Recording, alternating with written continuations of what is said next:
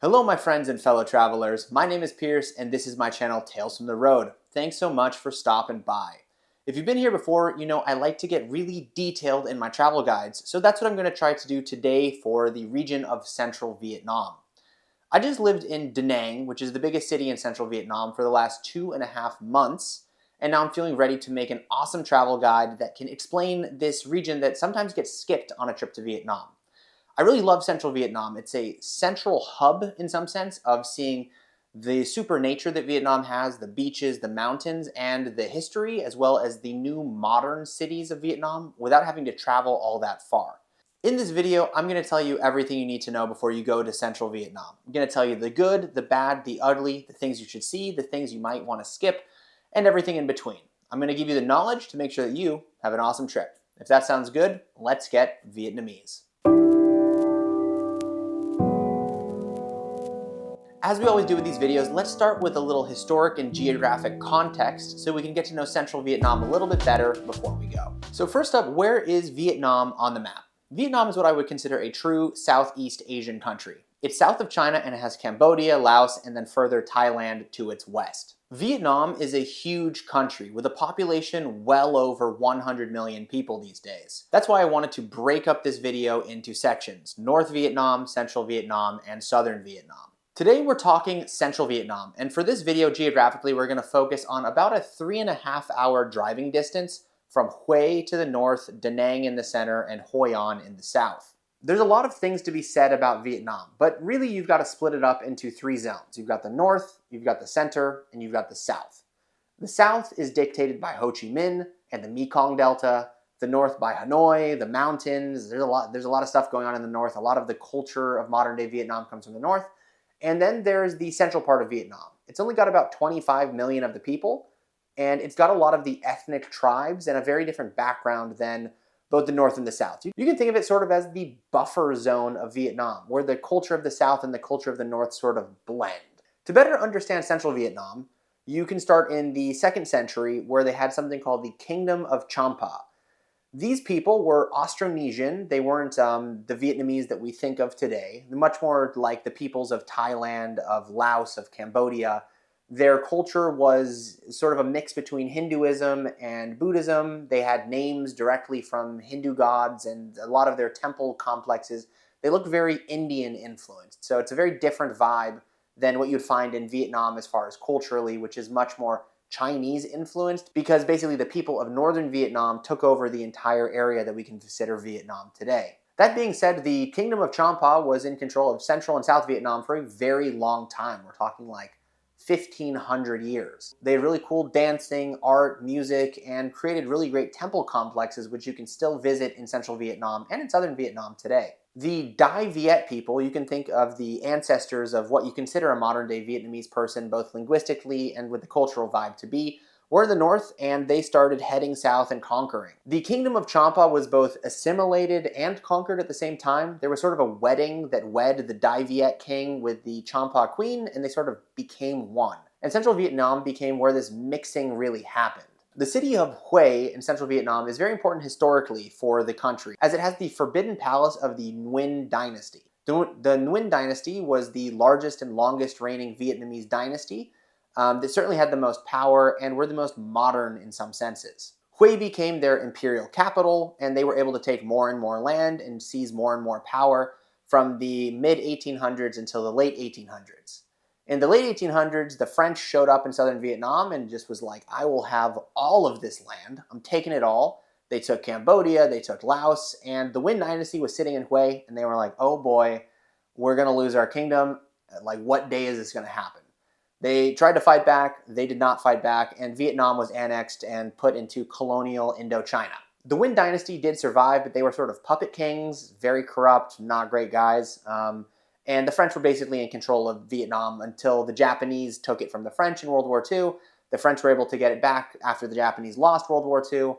And then you get this sort of unstable period between the mid-50s and the mid-70s where a guerrilla warfare between the nationalist Vietnamese and the French started. The French basically got beat, and they got beat down below what they consider the 17th parallel, which is where they split North Vietnam, which was ruled by the communists, and South Vietnam, which was sort of a democrat puppet government that was sort of Western based. Again, Central Vietnam becomes this buffer between the communist state in the north and the sort of democrat state in the south, just as it became a buffer state between the more sort of Thai, Cambodian influenced south and the more Chinese influenced north. While the prominence of Hue sort of faded during the royal times, the city of Danang became a really important city in central Vietnam because the Americans were able to establish a large military base, which was sort of a forward operating launch point for all of the West's activities in Vietnam during the Vietnam War, which lasted between the start of the 60s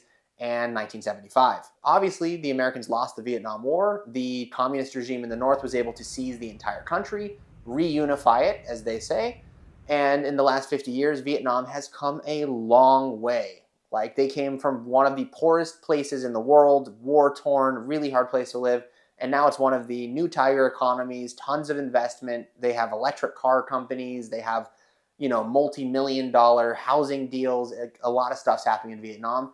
And Da Nang is this new tourist hub. It's a beach town. It's got a really interesting vibe, and everything's happening in central Vietnam. So I hope that gives you a little context of what you're walking into, because you have a great little hub to visit. You've got Hue, which is a super historic city. You've got Da Nang, which is the future modern city of central Vietnam. And then you have Hoi An, which is another really interesting historic city, which I can touch on when I talk specifically about Hoi An. As a final note, this region is the best place to see Vietnam as a total without traveling the whole country. You've got the history, you've got the mountains, you've got the beach, you've got the hill tribes, you've got the religious sites, both old from the Champa and new from the sort of Chinese Buddhist aesthetic that's been kind of growing since the Vietnamese peoples came from the north. And it's really where everything meets. So if you want an easy trip in Vietnam where you're going to go to one place and see all the stuff, Central Vietnam is the place to do it. That being said, I hope that's enough background, so let's move into the more practical information. Have you ever landed in a new country, opened up your phone, and totally forgot that you're not going to be connected in your new travel destination? Then you spend the next 30 minutes wandering through the airport trying to find a SIM card company or a correct deal in a foreign currency. I've definitely been there, and it's stressful. That's when I discovered Airalo. They're the world's first eSIM store, and they've helped over 20 million travelers stay connected while they're abroad. The times of trying to figure out how to buy a SIM card in country are over, and Airalo makes it super simple. All you need to do is download the Airalo app. They offer over 200 destinations. Pick the one that you're going to, select the plan that's right for you, have it ready to go on your phone so that when you land, you're ready to go. No stress, no hassle, just connection. I've just arrived in beautiful Sri Lanka. I had Airalo downloaded on my phone, SIM card connected, stepped off the plane, and was ready to go. So if you're traveling soon, use the Airalo app. I have a $3 discount off your first eSIM, link in the description. Once again, I'd like to thank Airalo for sponsoring this video. They're on the Google Play Store, they're on the App Store. Easy to find, easy to download, always ready to travel. And now with that, back to the video. So, first up, visas. We gotta get into the country. And if we're going to central Vietnam, you're probably going to fly in via Da Nang, the biggest city, the biggest airport of the region. The visas are actually way easier than they used to be, because you used to have to get it at an embassy or you could get it at a nearby country with a visa agent. But now Vietnam, since 2023, has a e-visa. Super easy to use. You go onto their website. It is a little finicky. Sometimes it doesn't remember your information. I had to do it a bunch of times. Very annoying. But maybe by the time you're watching this, it's better and the bugs are fixed. There's a couple types of e-visas, and you can stay up to 90 days. The major difference is it's a single entry is $25 and it's a multiple entry for $50. All of this is handled online. The only thing you need to make sure is that you have a good passport photo of yourself that really looks like you, because they compare your passport to your passport photo, and they have like that AI thing, so they want to make sure it's you. The visa processing normally takes between 3 and 7 business days. For me, it was more like 3, and super easy. You don't even need to print it off when you arrive. You can just have it on your phone. They swipe the QR code, they stamp you in, bing, bang, boom, you're in Vietnam. In Vietnam, they use the Vietnam dong, and you'll see it's nicely inflated, which we all love.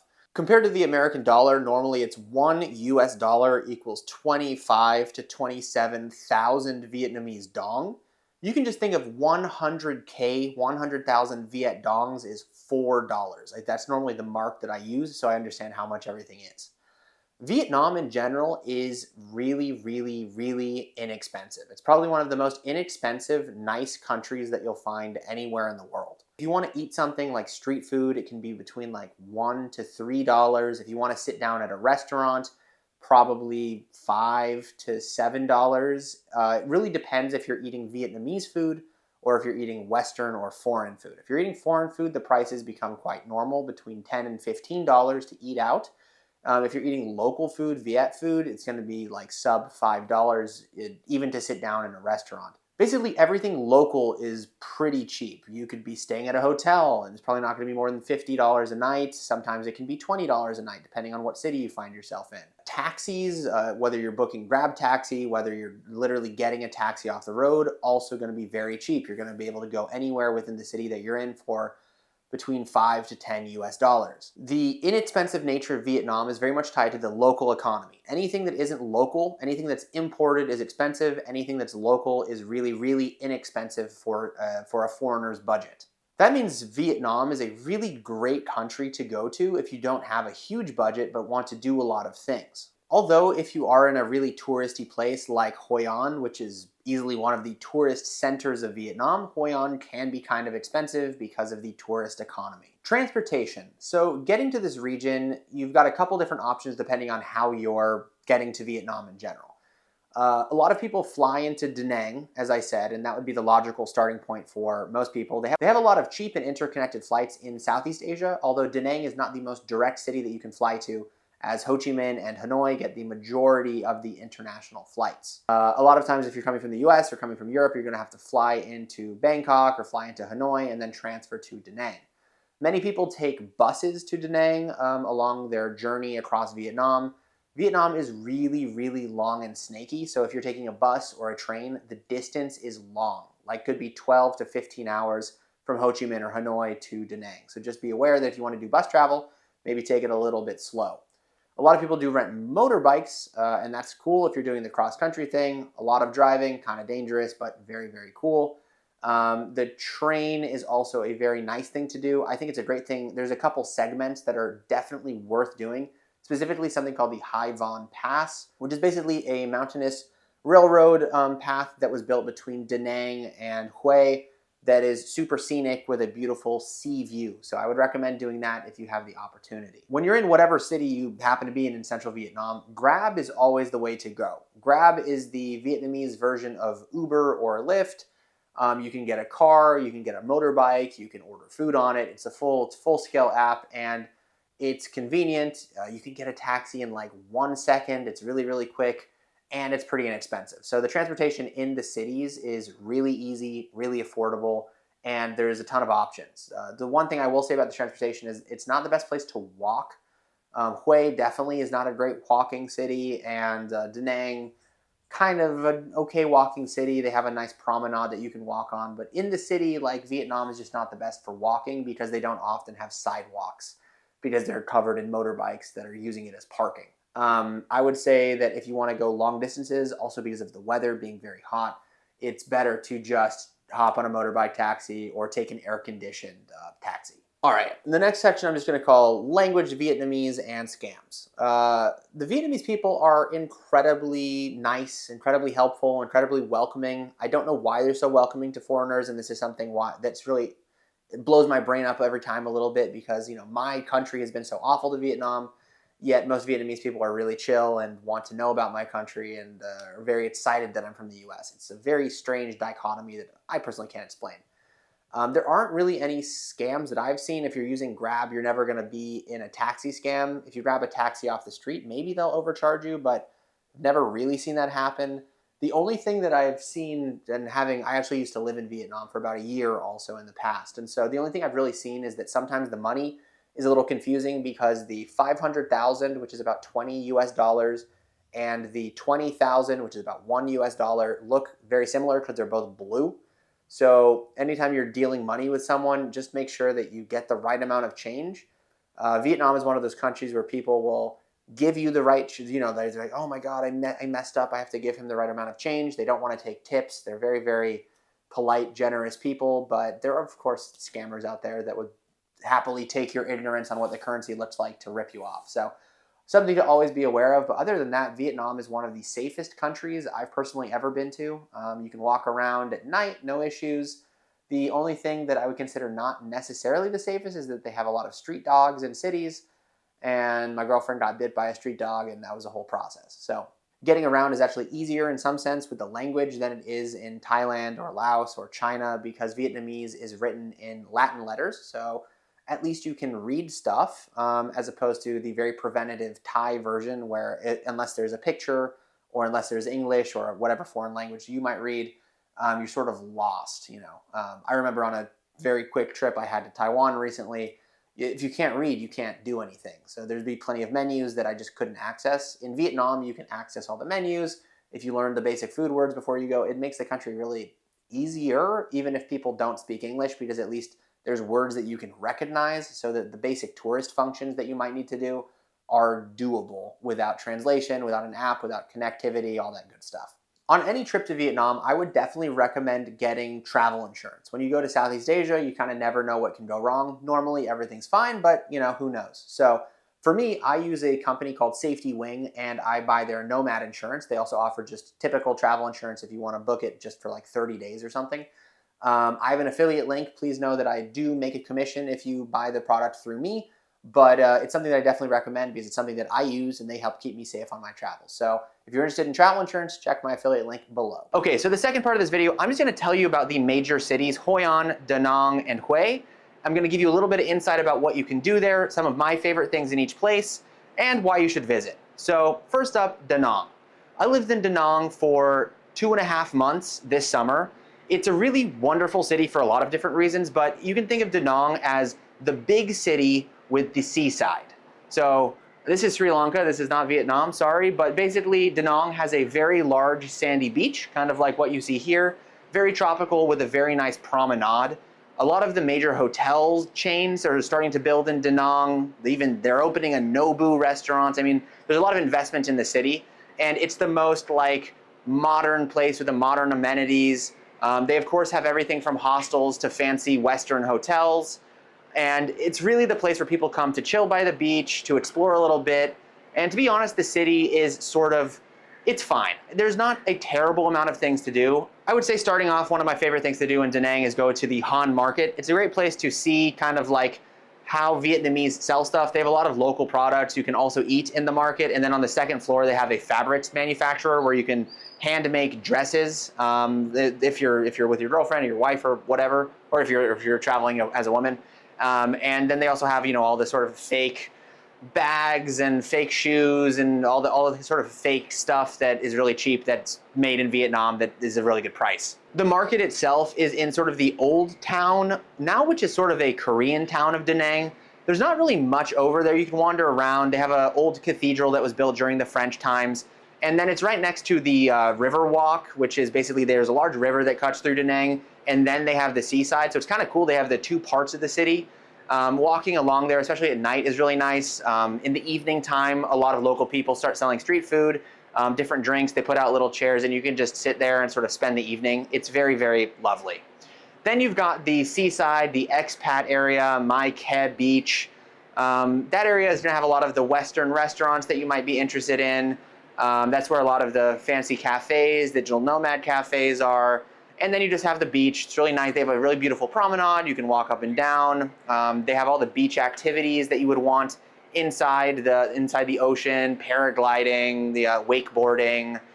You can rent a boat to go to Cham Island, a little island that's about 20, 30 kilometers away from the coast.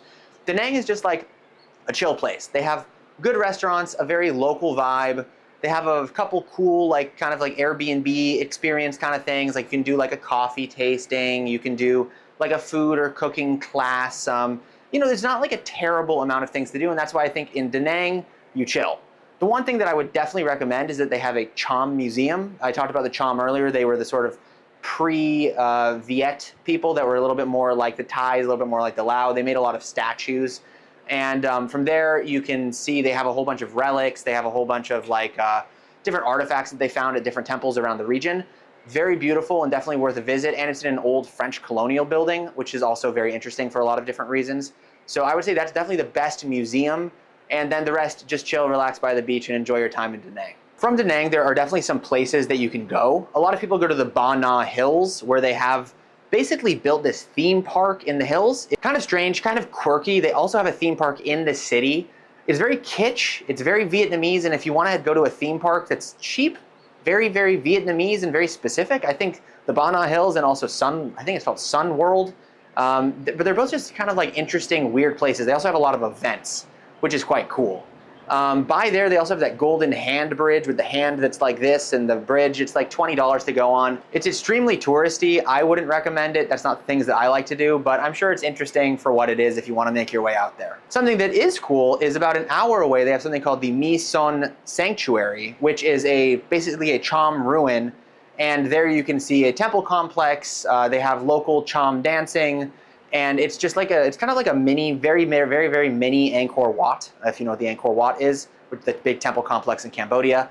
That's really, really interesting for a lot of different reasons. It's very humid, very hot, very jungly, but it's by far one of the cooler temple complexes you can do that is ancient, because there's, of course, a lot of like ruins and relics, and there's a lot of interesting stuff in Hue, which I'll get to, but I think that one is very specific, so it's worth it to take a bus, you can take a tour out there and spend the day walking amongst the temples. Okay, if you're going in direction of Hoi An, Hoi An is going to be the second city we talk about. There is something called the Marble Mountains. The Marble Mountains are basically these two large, I don't know, they're small mountains, I guess you could call them, sort of hills, but they're made of marble, and inside they've built a temple complex. Very interesting to see. There's some monkeys around there, so that's sort of fun. And it's about 25 minutes south of Da Nang, so if you're in the area, you might as well check it out. Then Hoi An, the ancient city which I've discussed earlier, sits about 45 minutes south of Da Nang. Hoi An itself is a museum city. Everything is aesthetically kind of like ancient Chinese influenced. You're gonna buy like a day pass when you get to Hoi An, and in the day pass that they sell at a couple different locations, you'll be able to access different museums. Some of them are old houses, some of them are museums about, like they have a pharmacy museum, a museum about local spices and trade. They have a museum, they have like an art gallery. There's a whole bunch of different things you can do in Hoi An. The city itself is very beautiful. It's got the river cutting right through it. You can walk around, you can kind of do your thing. I did this really awesome day trip tour with a local guide. I have a whole video that I did about it, link in the description. I spent the day going to local creators of different products, people who are making rice wine, people who are making fish sauce. I saw some local people's homes. I saw how they made rice noodles. That was honestly one of my favorite days in country in general. Definitely check out Harry. He's got a really great program, and if you want to do that, it's about, I don't know what it was, like $120, but it's definitely worth it, and you have basically a personal guide for the entire day, including food and snacks and drinks and all that stuff. So I'd love to shout that out. It was an amazing experience, and again, if you want to watch the video, link in the description. Hoi An itself, I think, is very interesting. It's both interesting because it's like a city of lanterns and very beautiful, specifically at night. And sometimes they have lantern festivals on Saturday evenings for some Buddhist event. And it's very beautiful. All the boats are covered in lanterns on the river. You can walk around. They have a little market where they sell all kinds of different stuff. Hoi An is also a great place to walk around during the day because of all the museums. And then it's also a place to get custom suits and dresses because it's like the tailor city of Vietnam, so you can get really good prices on suits and sort of fancy clothing. Maybe you're going to a wedding or something like that. So I got a suit. I actually got two different suits and some shoes actually made in Hoi An over the years. The last suit I rocked this summer was Chef's Kiss, very nice, one of my favorites, and I got like a three-piece suit with a shirt for like 130 bucks, handmade, hand-tailored. It's just definitely an experience if you have the time too. I mean, how often do you have to hand tailor your own clothing? So the last thing I did in Hoi An was called Hoi An Memories, which is sort of like a production, kind of like a musical. It's a production of the sort of the history of the city, going from a Cham kingdom to a trading hub to the international city that it is today. And it sort of outlines the story in a very fanciful kind of like theater play outside. It's about an hour, and it's in one of these theme park kind of areas that I'm sure is built by the same company that owns Sun World and the Ba Na Hills. Really beautiful, really interesting, definitely worth it. I'm not a big play person, but it was a spectacle. I will definitely say that. So in general, Hoi An I think is very, very, very touristy. It's very crowded, but I think what it has to offer as such a living museum of ancient Vietnam is something that you can't skip if you come to the region, and something that you should take your time seeing, much more than just doing the touristy stuff. Because if you get down a little alley, if you go eat some local street food or something, it's like there's only one Hoi An. I'll just say this. It's a very beautiful, special place. Okay, so now it brings us to Hue. Hue is about 2 hours driving from Danang. I would also recommend taking the train if you have a chance, because the train goes through the Hoi An Pass, which is this beautiful coastal rocky pass. It's jungly. The train goes slow. It's very aesthetic, very cool. They have the double-decker kind of like communist era trains still, which is also very interesting. If you don't want to take a bus and you don't want to take a van and you don't want to take the train, then you must rent a motorbike and do the Hoi An Pass by motorbike. I did that like 10 years ago.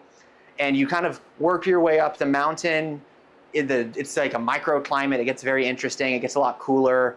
And then you work your way back down towards Hue. It's just remarkable. Like, there's something about motorbiking in Vietnam that's just like really makes the experience.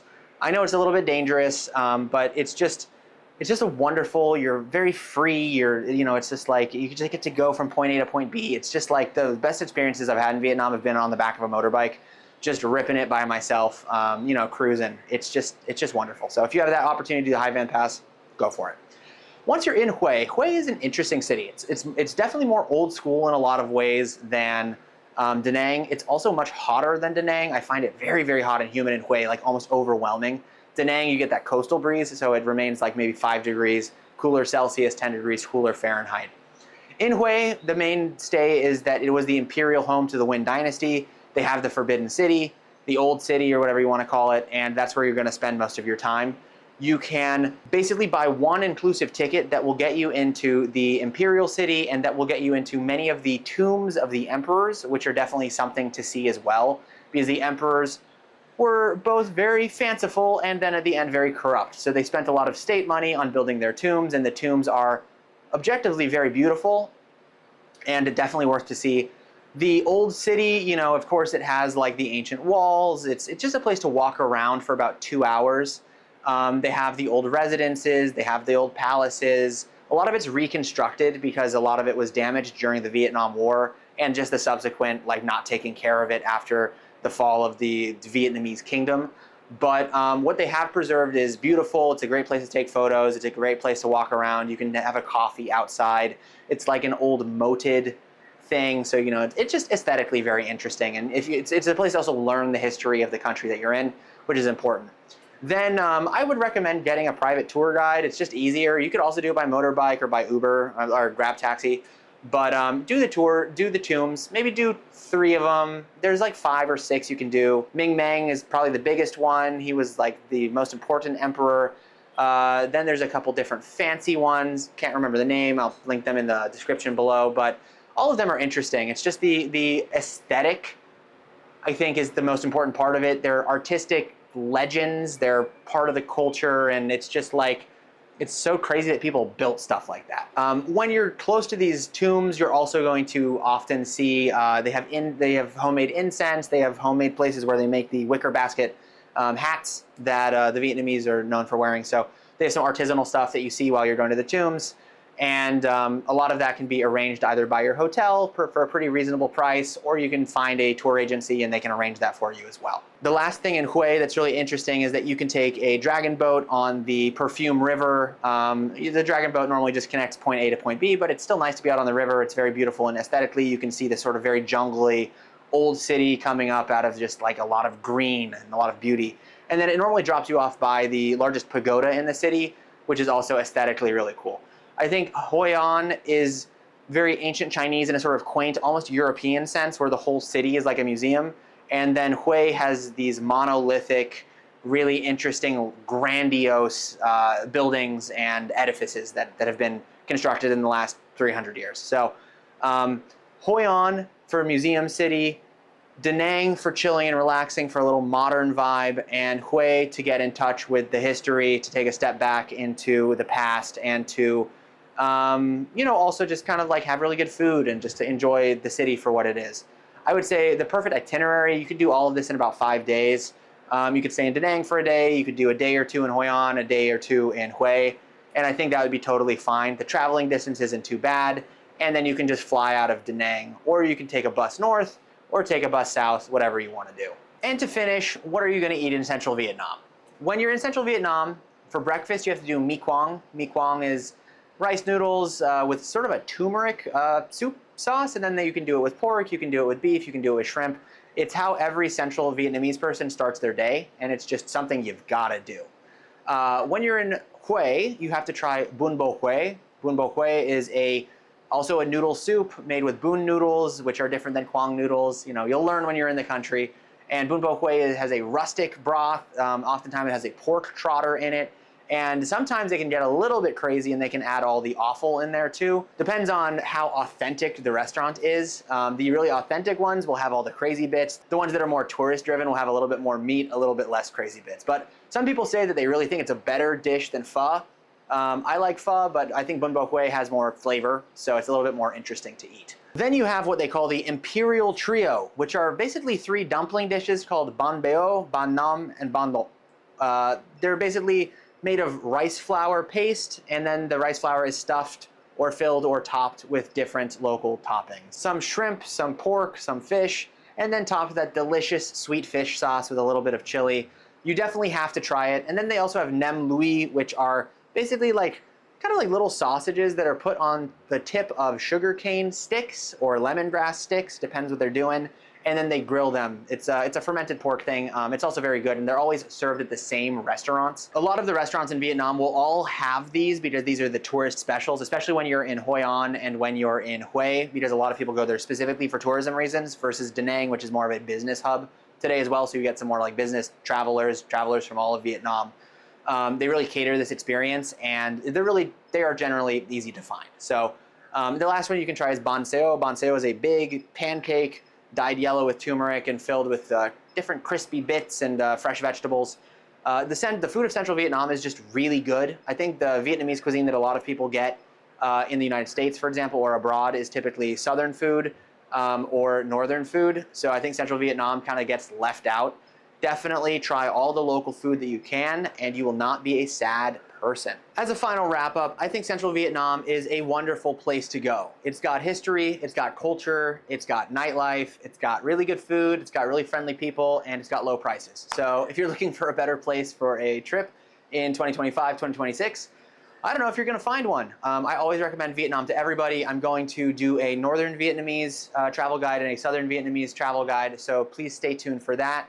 I'm continuing to work on my Project 197, my Tastes from the Road.